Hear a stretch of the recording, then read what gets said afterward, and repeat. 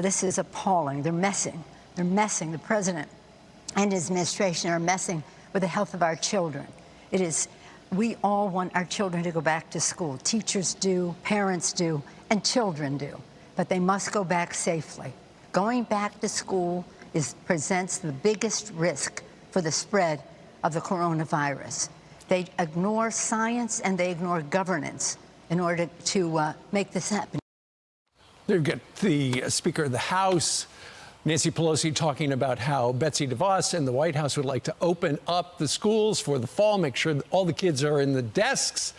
Will that happen? Let's bring in Kayleigh McEnany, the White House press secretary. She joins us from the North Lawn, where it looks like it's a beautiful day in our nation's capital. Kayleigh, good morning to you. Good to join you, Steve. So are you and the administration ignoring science, just in a rush to get people back into the schools and not looking at the data? Not at all. The only one who appears to not be looking at the data is Nancy Pelosi, because just last week you heard Dr. Redfield say that children are not spreading this, that children are not affected the way that we see adults being affected. That he's the CDC director and said that during a press conference. So she appears to not be looking at the data or the science. And the only one messing with our children is Nancy Pelosi herself, because there are grave consequences for schools staying shut down, 55% reduction in abuse reporting in a state like Massachusetts when schools shut down, and all across the nation we've seen this. We depend on our teachers, we depend on our schools, and they need to reopen, and the president's been unmistakable on that. Kayleigh, I've been looking at the CDC guidelines as a former teacher, and I can tell you that a lot of the guidelines just won't be practically applicable in classrooms. It's not going to work. Can you give any insight as to what the Trump administration's guidelines, which may differ from the CDC guidelines, will look like? So we leave it to localities as to exactly what guidelines work, because guidelines in a state like North Dakota need to look different than in a locality like Miami. The CDC guidelines are out there as a best case scenario. This is how a school should look. But as you noted, several of the principles in there are not feasible and not possible, which even the CDC guidelines say the upwards of 24 times that they acknowledge. These are the perfect world guidelines. These are not always feasible. And one example I'd give you is the notion that every student should be bringing their own lunch to school. We know that half of America's students depend on school lunch. From a poverty level standpoint, they need that school lunch. So that's just one example of many that are not possible and not feasible in every place. As you look through the South and the West and in the Southwest, you see the virus really spreading. And testing seems to be an issue in certain areas. The one other thing that came out over the last few days is within the administration, there seems to be a pushback on Anthony Fauci, from Admiral Giroir to Peter Navarro, saying, I like Fauci, but he's been wrong a lot. And Peter Navarro said the same thing. Word is he hasn't met with the president since first week in June. What's the reality between their relationship? So let me first point out, Admiral Joie, I think, hit the nail on the head on this yesterday. He was making the point that Dr. Fauci represents one viewpoint in the administration, and he looks at things from a public health standpoint, whereas you have other folks like Dr. McCann Katz, who looks at, the consequences of staying closed, psychologically what that does to society with drug overdoses and suicides that we've seen increase. So the point of the task force is to be a whole of government look at what is best for this country. That includes Dr. Fauci's opinion. It includes Admiral Joie's, and ultimately those conclusions are taken to the president. So Dr. Fauci's one member of a team, but rest assured his viewpoint is represented and the information gets to the president through the task force. All right. Breaking news on Friday was the fact that the president commuted the sentence of Roger Stone. Over the weekend, Robert Mueller, who headed up the investigation, had an op-ed in the Washington Post and wrote this. The headline was, Robert Mueller says Roger Stone remains a convicted felon, and rightly so. He said, we made every decision in Stone's case, as in all our cases, based solely on the facts and the law, and in accordance with the law. The women and men who conducted these investigations and prosecutors acted within the highest interest. Claims to the contrary are false. So the point is that Roger Stone remains a convicted felon, according to Robert Mueller, who wrote this.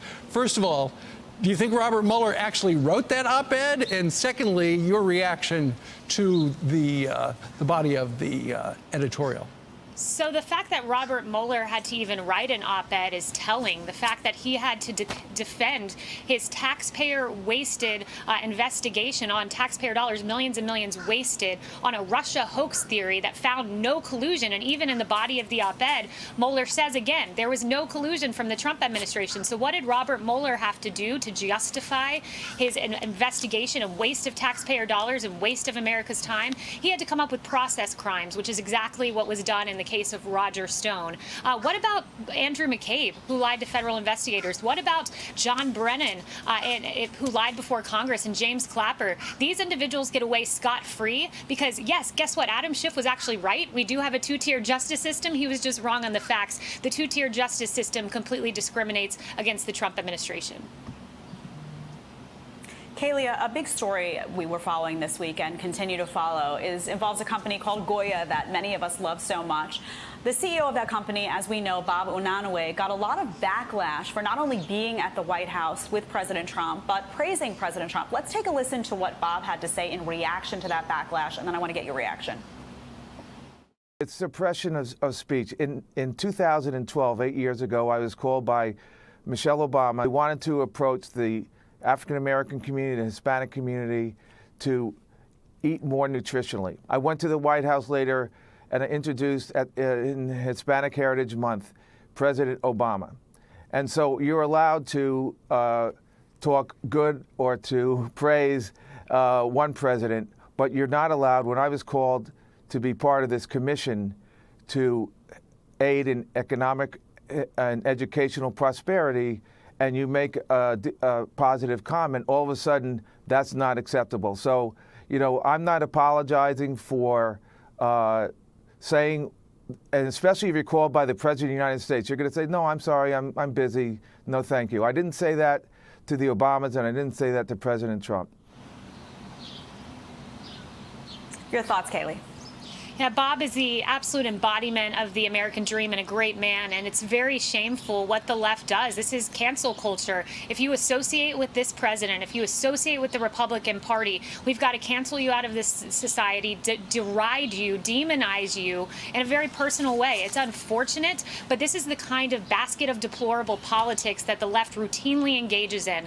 They will shame anyone who associates with this administration, but the silent majority stands strong, and it's shameful what they did to Bob. So Nancy Pelosi famously, to me anyway, said a couple of days ago, I can't be bothered by statues coming down. We're in the middle of a pandemic. We know a saint came down, a statue of a saint came down in San Francisco. We also know Ulysses S. Grant came down, as well as Lincoln's been defiled. And now in Boston, to me, an all-time low. Last night, a statue of the Virgin Mary was set on fire. What is the I don't know if you had a chance to ask the president this, but what's the reaction of where this has gone? Frederick Douglass was ripped off its pedestal in Rochester, his hometown, and now you have the Virgin Mary. What's the agenda? Yeah, there is no agenda here other than destruction, chaos, and mob-like behavior. And you mentioned Nancy Pelosi, Brian. She went on to say, she was asked specifically, what do you think about tearing down the statues rather than voting? And she said, well, they do what they do. So there's a 10-year penalty, criminal punishment for tearing down a statue. And the president has stood firm on that 10-year punishment. You've had several individuals prosecuted at the Department of Justice. The fact that Nancy Pelosi thinks it's okay to rip down statues, there's no ideology to these folks other than destruction, and that's where the Democrat Party stands today. All right. Join us from the North Lawn today. Kayleigh, thank you very much. Have a good week. Thank you.